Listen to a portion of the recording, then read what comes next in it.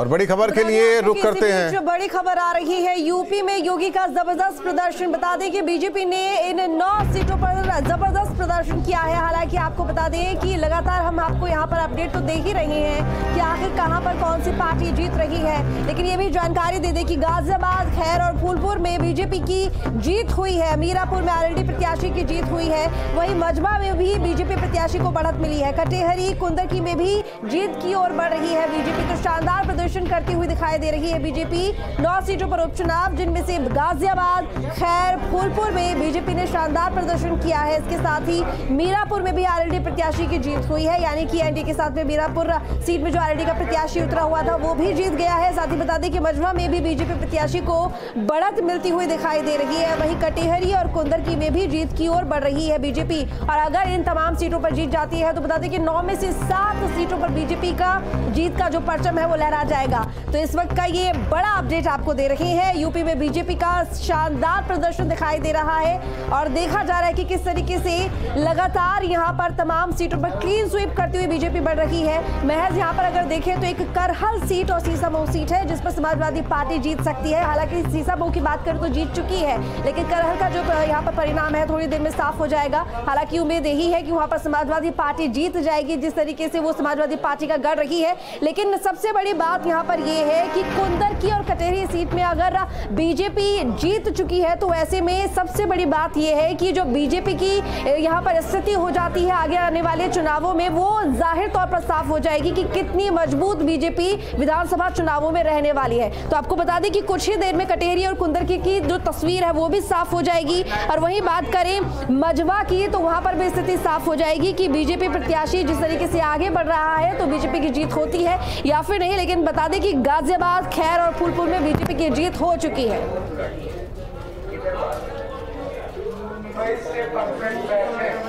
तो चलिए और खबरों के लिए अब सीधा रुख करेंगे स्टूडियो का, जहां पर मेरे सहयोगी राहुल राजपूत जुड़े हुए हैं। Over to you. मेहमान लगातार जुड़े हुए हैं। हालांकि अजय जी कुछ कहना चाह रहे थे, लेकिन एक छोटा सा सवाल है। हाथ अगर साइकिल को ढंग से पकड़कर रखती यानी कि आपकी पार्टी, तो कुछ हो सकता था क्या? देखिए राहुल जी, मैं फिर आपको बता रहा हूं, Bharatiya Janata party narrative set करके देखिए ऐसा कुछ नहीं है। बाया इलेक्शंस में अगर आप 5 सीटों पे जाएं बंगाल में तो 5 सीट बंगाल जीत रही है। बाया इलेक्शन में 4 सीट आप लड़ रही है, 4 सीट आप जीत रही है। कर्नाटक की 3 सीटों पे बाया इलेक्शन है तो 3 की 3 सीट कांग्रेस जीत रही है।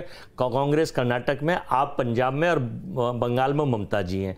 अब अगर बीजेपी के ऊपर जाए 100% तो 9 की 9 सीट योगी जी क्यों नहीं जीत रही है? इनकी जीत नहीं है।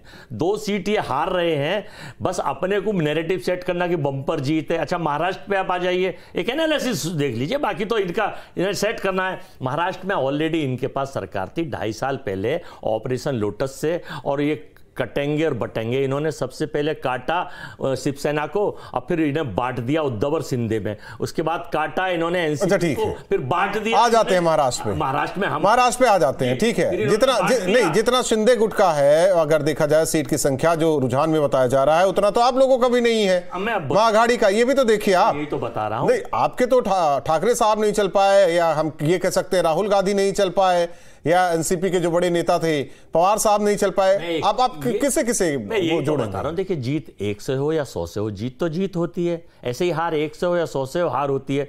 तो इनकी मैं चेहरे की बात कर रहा हूं ना, आपके पास 3 बड़े चेहरे थे। इनकी सरकार थी, ये जीत गए, इसलिए कोई अतोषयोक्ति नहीं है। चूंकि वहां पर बांटने काटने वाली यूनिवर्सिटी के चांसलर और वाइस चांसलर एक्टिव थे। देख रहे हैं उपाध्याय जी, वीर सारे एक्टिव थे। अब आप एक मिनट झारखंड और कर लो, फिर ये बोल रहे हैं झारखंड में आपकी जीत है, वो तो बधाई दे रहे हैं। अश्विनी जी बधाई तो दे दीजिए। झारखंड में मैं आपको ये बताता हूं कि देखिए अभी वो भी कहने लगेंगे कि आपकी जीत नहीं हुई है, वहां जेएमएम की जीत हुई है, सोरेन की जीत हुई है। अब हमने तो बिल्कुल नैरेटिव नहीं है, बम्पर जीत है और ये है और वो। हम कर्नाटक जीत रहे हैं, हम मध्य प्रदेश में इनकी एक सरकार में 1 सीट जीत। उपाध्याय जी, लेकिन हम ये नैरेटिव सेट नहीं करते। उपाध्याय जी, इन लोगों को झूठ बोलो, जोर से बोलो, बार बार बोलो, तेज बोलो। एक बड़ी खबर अश्विनी उपाध्याय जी, एक बड़ी खबर आ रही है। हम न्यूज रूम का रुख करते हैं, फिर आपके पास आते हैं। ऋतु, क्या बड़ी खबर है? तो चलिए देखिए, इस वक्त एक और बड़ी जानकारी मिल रही है यहाँ पर कि बीजेपी ऑफिस पहुंच सकते हैं मुख्यमंत्री योगी आदित्यनाथ। तो लखनऊ से ये बड़ी जानकारी, जहां पर बीजेपी ऑफिस पहुंचेंगे सीएम योगी आदित्यनाथ। थोड़ी देर में बीजेपी ऑफिस पहुंचेंगे सीएम योगी, जीत के जश्न में शामिल होंगे सीएम योगी। बीजेपी ऑफिस में होगा जीत का जश्न। यूपी उपचुनाव में बीजेपी गठबंधन का शानदार प्रदर्शन। तो बता दें कि जिस तरीके से लगातार हर एक सीट पर जाहिर तौर पर सभी की नजर है, लेकिन ऐसे में जो जीत की खबरें सामने आ रही हैं, तो ऐसे में हलचल तेज हो गई है। और जहां एक तरफ कार्यकर्ता खुशी और जश्न मनाते हुए दिखाई दे रही है, तो वहीं दूसरी तरफ सीएम योगी आदित्यनाथ भी थोड़ी देर में बीजेपी ऑफिस पहुंचेंगे और जीत के जश्न में शामिल होंगे सीएम योगी आदित्यनाथ। देखिए, इन उपचुनावों की जिम्मेदारी मुख्यमंत्री योगी आदित्यनाथ के कंधों पर थी। खास करके अगर यहां पर हम देखें तो 2 सीटें उनके पास में थी, कटेहरी और मिल्कीपुर में चुनाव नहीं हुआ, लेकिन कटेहरी में हुआ। और जिस तरीके से हमने देखा कि प्रदर्शन शानदार रहा है। लेकिन इसी बीच आगे की खबरों के लिए सीधा रुख करेंगे स्टूडियो का, जहां पर राहुल राजपूत हमारे साथ जुड़े हुए हैं। Over to you Rahul. Upadhyay ji जवाब दीजिए। 1 मिनट। अजय जी प्रियंका गांधी के बारे में बात करना चाहते, वायनाड के बारे में बात करना चाहते, पहले आपका जवाब तो हो जाए। 1 मिनट उपाध्याय जी। देखिए राहुल जी, अजय वर्मा जी अब क्या करें, कुछ इनके पास जवाब तो किसी चीज का है नहीं। जो इनके नेताओं ने नैरेटिव सेट किए वो सब फेल हो गए। एक उत्तर प्रदेश में नैरेटिव सेट किया गया पीडीए पूरा ध्वस्त हो गया, क्योंकि यूपी की जनता जानती है पीडीए क्या है। भाई पीडीए का फुल फॉर्म ये है कि पी से पाखंड किया पिछड़ों के साथ, धोखा दिया दलितों को, अत्याचार किया अल्पसंख्यकों के ऊपर। तो ये पीडीए पूरी तरह से ध्वस्त हो चुका है इंडिया अलायंस का। भारतीय जनता पार्टी ने एक सुशासन वाली सरकार को दोबारा से फिर से जो उपचुनाव हुआ है उसमें चुना है। इसी तरह से महाराष्ट्र में हुआ है। महाराष्ट्र में हैट्रिक मारी है बीजेपी ने तीसरी बार। 2014 में हैट्रिक मारी, पहले जीती थी, 2019 में सबसे बड़ी पार्टी बनकर उभरी थी बीजेपी महाराष्ट्र में, और 2024 में आप देख लीजिए भारतीय जनता पार्टी सबसे बड़ी पार्टी बनकर उभरी है महाराष्ट्र। देखिए, ये कह रहे हैं जान की सरकार है। अरे भाई एक बात बताइए ना, राहुल गांधी जी ने इतनी सभाएं की, उनकी सभाओं को कोई फर्क नहीं पड़ा क्या? कहीं जलेबी बनाते हैं, कहीं वो तो ठीक है। देखिए भैया क्या कहते हैं उपाध्याय जी, लेकिन सवाल यह है, झारखंड को लेकर छोड़ देते हैं, आप वहां के जो प्रादेशिक रीजनल पार्टी है उससे भी आप होड़ नहीं ले पाए, उससे भी टक्कर नहीं ले पाए। आप तो राष्ट्रीय पार्टी है ना जी। देखिए झारखंड की यदि हम बात करें राहुल भाई, देखिए हमारी एक आदत है भारतीय जनता पार्टी का, आपने देखा होगा, यदि जीतते हैं तो हम उसका जश्न मनाते हैं, हारते हैं तो हम उसका चिंतन करते हैं। ये नहीं कि हार का ठीकरा किसी और पर फोड़ते हैं। ईवीएम बेवफा है, उसने नैरेटिव सेट कर दिया, इसने नैरेटिव सेट कर दिया, ऐसा नहीं करती है भारतीय जनता पार्टी। और यहाँ का जो कार्यकर्ता, भारतीय जनता पार्टी के जो कार्यकर्ता है, वो 7 दिन 24 घंटे 12 महीने काम करता है जमीनी स्तर पर। जैसे कि अजय जी ने बताया था शुरू में कि अरे एक चुनाव में सारे मंत्री लग गए, सारे कार्यकर्ता लग गए। अरे भाई ये एक परिवार है भारतीय जनता पार्टी, ये यहाँ परिवार की तरह काम होता है। ये एक माँ बेटे की पार्टी नहीं है जो माँ बेटे एक कमरे में नहीं। अब उसी में याद आ गया, अब कुछ बहन के बारे में भी अजय जी कहना चाह रहे हैं। देखिए वायनाड सीट हम राहुल गांधी जी हमारे नेता 3,60,000 वोटों से जीते थे, और प्रियंका गांधी अभी 3,85,000 वोटों से आगे चल के करीब 4 लाख से ज़्यादा वोटें जीतेंगी। और एक सीट जो इन्होंने चुरा ली हमारे ईडी का डर दिखा के हमारे एक एमपी को तोड़ के जमा कर लिया राजस्थान में, नांदेड़ में जो चल रही है, वहाँ पर इनके जो सहयोगी हैं और इनके जो वो एक हैं तो सेफ हैं कि सहयोगी, उसकी वजह से एक सीट इन पर जा रही है। तो 48 विधानसभा के जनता को पता तो चलना चाहिए कि इनकी कोई भव्य जीत नहीं है, सिवाय नैरेटिव सेट कर रहे हैं। 48 में से 32 से सुन तो लो भैया। अश्विनी जी 1 मिनट, अश्विनी जी कुछ नहीं सुन लीजिए अश्विनी जी 1 मिनट आपको पूरा मौका। में से 32 और 33 सीट इंडिया गठबंधन देश में जीत रहा है। विधानसभा में तो रेशो जोड़ लो, लोकसभा की 1 सीट हम जीत रहे हैं, ये जीत रहे हैं, एक सरकार हमने बना दी, एक सरकार ये बना रहे हैं, इस पर ये फूल रहे हैं, कुप्पे हो रहे हैं, बब्बे। अरे भाई आपके सहयोगी भी, आपने जिस तरीके से प्रियंका की बात की, अश्विनी जी हमारे पास तो ना 1 मिनट ना अडानी साहब है, ना फंड है, ना पुलिस। अभी वो भी कहेंगे ना, वो और क्या कौन सा सोर्स है क्या है, वो तो है, वो भी कहने लगेंगे। अभी वो छोड़ देते ना, कह रहे हैं नहीं बात करना है ना हमें इस पे। अश्विनी जी, उपाध्याय जी, मां ने सीट छोड़ी तो बेटा जीत गया, भाई ने सीट छोड़ी तो बहन जीतने वाली है, तो इसमें नया क्या है? कुछ नहीं नया है। एक बात देखिए ना, ये तो छोड़ के भागने वाले, वायनाड से छोड़ के अमेठी आ गए, अमेठी से छोड़ के वायनाड चले जाएंगे, इनका काम ही यही है।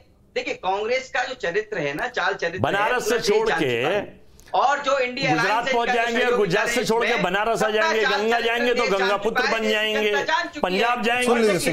अजय जी और महाराष्ट्र ले लीजिए आप, उसके नतीजे आप देखिए, और उत्तर प्रदेश के 22 चुनाव को बांग्लादेश जाएंगे तो देश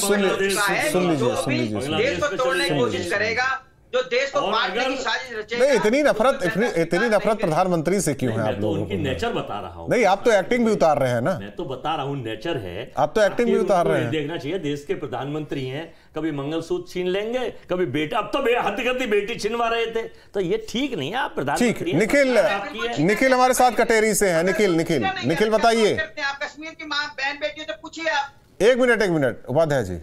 बिल्कुल, कटेरी की जो तस्वीर है वो बदलती हुई दिखाई पड़ रही है, और शायद इसी का नतीजा है कि भारतीय जनता पार्टी के तमाम कार्यकर्ताओं ने जो है जश्न मनाना शुरू कर दिया। काउंटिंग अभी चल रही है, और अभी तक अगर हम बात करें तो 15,000 वोटों से ज़्यादा भारतीय जनता पार्टी के प्रत्याशी वो जो है आगे बढ़ चुके हैं, और जो लगातार सुरक्षा व्यवस्था है वो भी चाक चौबंद है। किसी भी स्थिति में निपटने के लिए पुलिस तैयार है। चूंकि ये विधानसभा की अगर हम बात करें तो यहाँ पर भारतीय जनता पार्टी कभी बहुत मजबूत स्थिति में रही नहीं, लिहाजा समाजवादी पार्टी और बहुजन समाज पार्टी का गढ़ रहा है। इसलिए मुख्यमंत्री योगी आदित्यनाथ ने इस सीट की जिम्मेदारी संभाली, और तस्वीरें भी बदलती हुई उसी वजह से दिखाई पड़ी।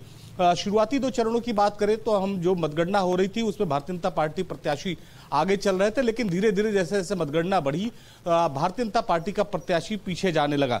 लेकिन 10वें राउंड के बाद धीरे धीरे भारतीय जनता पार्टी के प्रत्याशी ने एक बार फिर जो बढ़त बनाई, वो 15,000 से ज्यादा वोटों की बढ़ चुकी है। तो ये तो बहुत साफ हो चुकी है तस्वीर कि अब जो है चूंकि मतगणना अंतिम दौर में है, 3-4 राउंड की काउंटिंग और बाकी है, तो ऐसे में कोई बहुत बड़ा बदलाव होता हुआ नहीं दिखाई पड़ रहा है। कम से कम 15,000 यानी कि मिरेकल कुछ होगा नहीं, इसमें बदलाव होगा नहीं। आलोक पांड्या हमारे साथ लखनऊ से सहयोगी जुड़े हुए हैं। आलोक, सीएम भी पहुंचने वाले हैं बीजेपी दफ्तर, ये भी सूचना है और जानकारी है। दूसरी ओर विपक्षी दल कह रहे हैं कि बहुत बड़ा तीर नहीं मार लिया बीजेपी वालों ने, 9 की 9 सीट जीत जाते तब मान लेते कि तीर जीत उन्होंने मार दिया।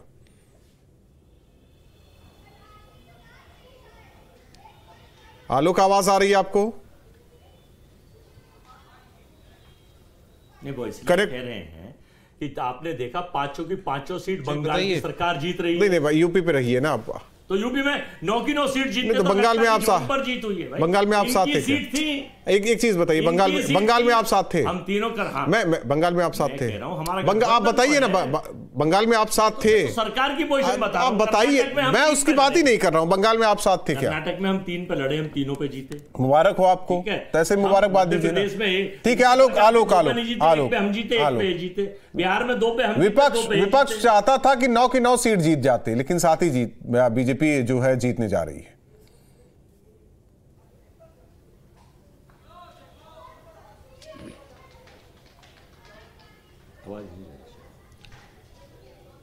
राहुल जी,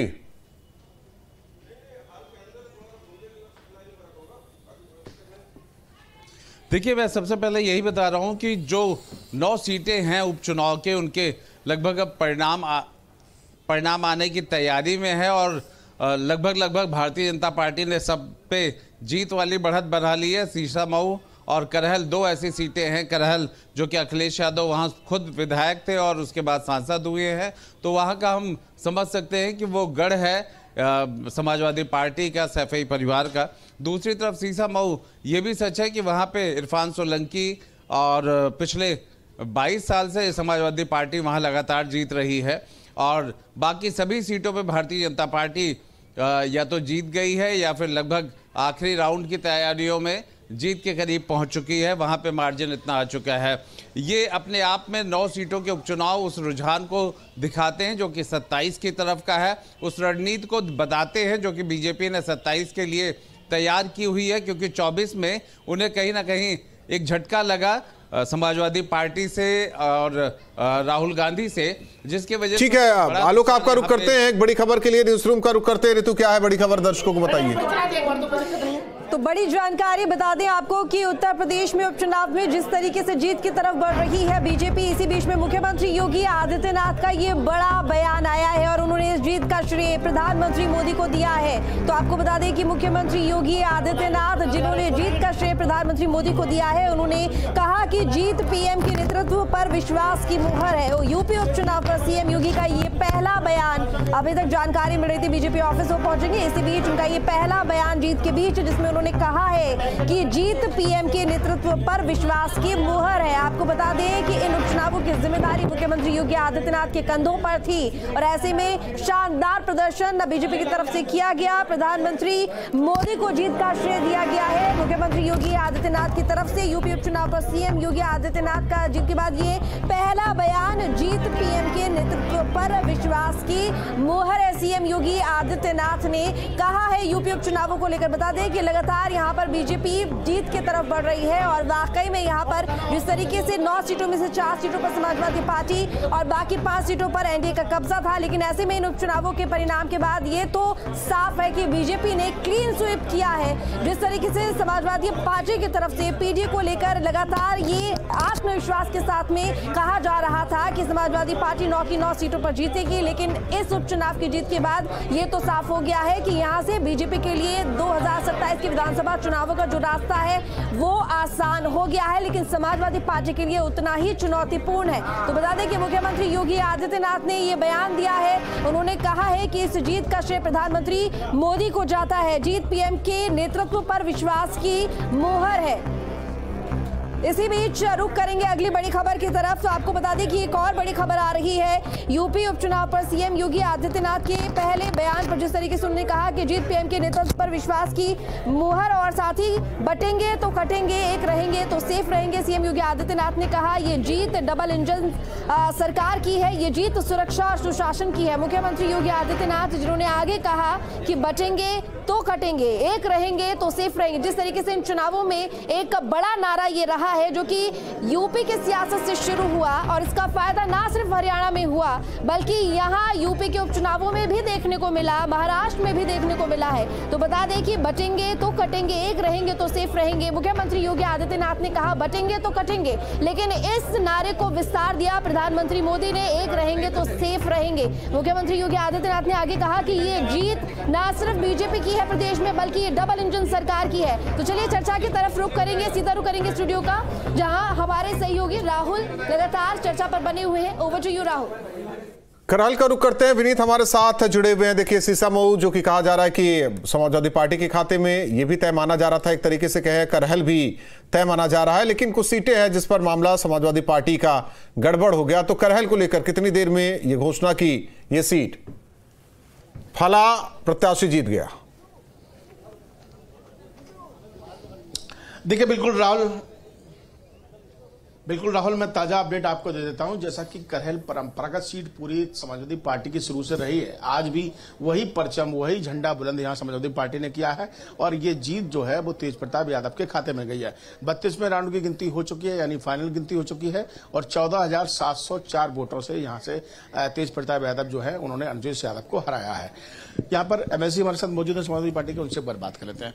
किसको श्रेय देना चाहते हैं और ये जो जीत का अंतर है वो काफी कम रहा है, तो उसको लेकर क्या कहेंगे? पहले तो हम करहल की जनता और हम अपने पार्टी के नेता और कार्यकर्ताओं को धन्यवाद और बधाई देता हूं।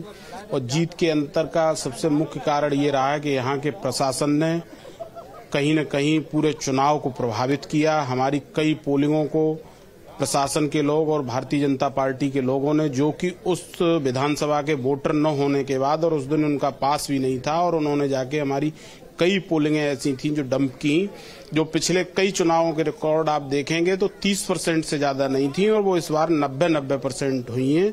तो ये कहीं न कहीं उन्होंने चुनाव प्रभावित करने आपका आरोप है या फिर जो यादव वर्सेस यादव कार्ड खेला गया भाजपा की तरफ से, पूरी कोशिश की गई कि इस गढ़ में सेंध लगाया जाए, या वो उसमें सफल हो गए?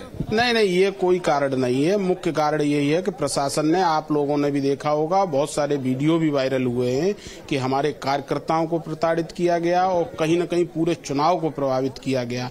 वोटरों को वोट नहीं डालने दिया गया और प्रशासन ने हमारे जहां जहां लोग थे उनको 16 तारीख 17 तारीख से ही लगातार प्रताड़ित करने का काम किया, दबाव बनाने का काम किया। लेकिन हमारी करहल की जनता जो हमेशा से समाजवादी पार्टी की रही है, उन्होंने पूरा सहयोग। एक आखिरी सवाल और पूछ रहे थे, कहीं ऐसा तो नहीं कि बटेंगे तो कटेंगे का नारा जो सीएम योगी आदित्यनाथ ने दिया, सीएम ने कहा एक रहेंगे तो सेफ रहेंगे, ये पीएम ने कहा, तो उसका जनता पर असर हुआ और वही परसेंटेज में यहाँ दिखाई दिया? नहीं, यहाँ सारे लोग समाजवादी पार्टी के हैं, श्रद्धेय नेताजी को अपना नेता मानते हैं, इसलिए यहाँ कटे और बटे का कोई फर्क नहीं है। यहाँ सिर्फ और सिर्फ एक ही नेता है, माननीय अखिलेश यादव जी, और नेताजी के आदेशानुसार यहाँ सभी चलते हैं। और बिल्कुल देखिए, विधायक किसनी हमारे साथ यहाँ पे आ चुके हैं। आप भी 2 शब्दों में बता दीजिए सर संक्षेप में कि ये जीत का अंतर जो कम हुआ है, हालांकि जीत तो आपकी परंपरा का सीट थी तो आपने जीती, क्या लगता है उसे अंतर? प्रशासन के और सरकार के तांडव के कारण जिस दिन वोट पड़े हैं उस दिन जो हमारी विधानसभा के वोटर भी नहीं थे करैल के, दूसरी विधानसभा के रहने वाले जिनका पास भी इशू नहीं रहा था, 10-10, 12-12 गाड़ी लेकर के, 15 से 20-20 बाउंसर लेकर के, और सबसे कष्ट की बात कि सरकारी सुरक्षा कर्मी लेकर के तांडव मचाने का काम करते रहे, लूटने का काम करते रहे। और यहाँ जब हम अधिकारियों को फोन करते रहे तो अधिकारी ये तो फोन उठाते नहीं थे, और यदि उठा भी लेते तो उन्होंने कोई एक्शन नहीं लिया। पूरी तरह अधिकारी सरकार के दबाव में गूंगे और बहरे और अंधे बने रहे। तो कम से कम आज इस जीत में मैं ये कह सकता हूं कि न अधिकारियों के और इस सरकार के मुंह पे कालिक पोतने का आपका आरोप है कि अधिकारियों ने आपको जो है मार्जिन वो कम किया और अधिकारियों ने चुनाव उनको लड़ाने की कोशिश की। जो रिश्तेदार थे कह सकते हैं साहब अनुजेश यादव, क्या उन्होंने वोट काटने की कोशिश की? भाजपा ने जो कार्ड खेला था यादव वर्सेस यादव, अब ये तो तब पता चलता है जब निष्पक्ष पूरा प्रशासन उपाध्याय जी थोड़ा और जोर लगा देते, आरोप तो लग ही रहा था, कम से कम शीशा मऊ और करहल भी आप लोगों के खाते में आ जाता, वैसे भी आरोप लगने ही वाला था और लग ही रहा है। देखिए राहुल जी, क्या होता है कि जब कोई बच्चा पूरे साल पढ़ता है, ठीक है, पूरे साल मतलब हंसी मजाक में बिताता है, और जब उसका रिजल्ट आता है और वो फेल हो जाता है तो वो ये नहीं कहता है मैंने पढ़ाई की है, वो ये कहता है मैंने खूब पढ़ाई की लेकिन मुझे फेल कर दिया टीचर ने। वो ये तो नहीं कहता मैं अपनी वजह से फेल हुआ हूं, मैंने पढ़ाई के नाम पर खेल कूद किया, मैंने पढ़ाई के नाम पर मैंने धोखा दिया घर वालों को, ये कभी नहीं कहता। वो ये आरोप लगाता है कि मैं जो है इसलिए फेल हो गया क्योंकि मेरे जो टीचर हैं उन्होंने मुझ पर ध्यान नहीं दिया और जो मैंने पढ़ा था वो मेरे पेपर में आया नहीं। वही हाल आज जो है समाजवादी पार्टी का हो रहा है उत्तर प्रदेश में। पहले तो ये कह रहे थे कि लिटमस टेस्ट है ये यूपी का, अगर ये जो है लिटमस टेस्ट जो है इसमें पास हो जाते हैं हम तो 2027 का चुनाव हम ही जीतेंगे, कोई और नहीं जीतेगा। अब ये कह रहे हैं, अब आरोप लगा रहे हैं सरकार पर कि सरकार ने ये नहीं करने दिया, सरकार ने वो नहीं करने दिया।